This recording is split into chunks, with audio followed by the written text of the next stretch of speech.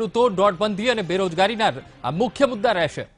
બાપાનો ત્યાં સામાજિક, રાજકીય, આર્થિક અને દેશની અંદર જે રીતે રૂપિયાની ગિરાવટ આવી ગઈ છે, વિશ્વમાં આર્થિક તરક્કી ત્યાં ભારત દેશ આર્થિક રીતે પાછળ પીછેહટ કરતું હોય તો આ તમામ બાબતોને લઈને સામાજિક, રાજકીય, આર્થિક ચર્ચા વિચારણા થશે। વિખ્યાત અર્થશાસ્ત્રી અને પૂર્વ પ્રધાનમંત્રી ડોક્ટર મનમોહનસિંહજી હોય કે પૂર્વ નાણામંત્રી ચિદમ્બરમજી હોય કે આનંદ શર્માજી હોય, તમામ નિષ્ણાત લોકો ભેગા થઈને કોંગ્રેસનો રોડમેપ આગામી દિવસો શું છે, કોંગ્રેસ દેશમાં 2004થી 14 સુધીમાં જે શિક્ષણનો અધિકાર આપ્યો, રોજગારનો અધિકાર આપ્યો, જંગલના જમીનનો અધિકાર આપ્યો, જીવન જીવવાનો અધિકાર આપ્યો, એ જ રીતે 2014 પછી ફરી એક 2019માં દેશની અંદર સામાન્ય માણસ જીવન જીવી શકે, દેશનો ખેડૂત ખુશહાલ રહે, કૃષિ ક્ષેત્રે આપણે આગળ વધી શકીએ અને દેશનો યુવાનને પોતાની મનગમતી તક મળે, નોકરીઓની, દરેકને ઓપોર્ચ્યુનિટી મળે, ઇક્વલ ઓપોર્ચ્યુનિટી ફોર નેશન, એ નારા સાથે ભારતીય જનતા પાર્ટીને જૂઠના જવાબ આપવા માટે કોંગ્રેસ પક્ષના રાષ્ટ્રીય અધ્યક્ષ સન્માનીય રાહુલજીને સત્ય આધારિત રાજનીતિ, મુદ્દા આધારિત રાજનીતિનો આજના બેઠકમાં ચર્ચા વિચારણા થશે।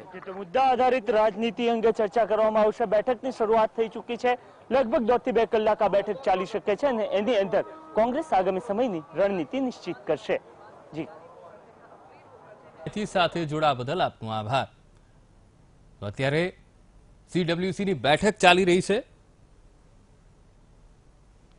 તો જીએસટી, ખેડૂતો, નોટબંધી અને બેરોજગારીના મુદ્દે આ બેઠકમાં ચર્ચા કરવામાં આવશે। બેઠકમાં મોદી સરકારને ઘેરવા નોટબંધી એ કોંગ્રેસનો મુખ્ય મુદ્દો રહેશે।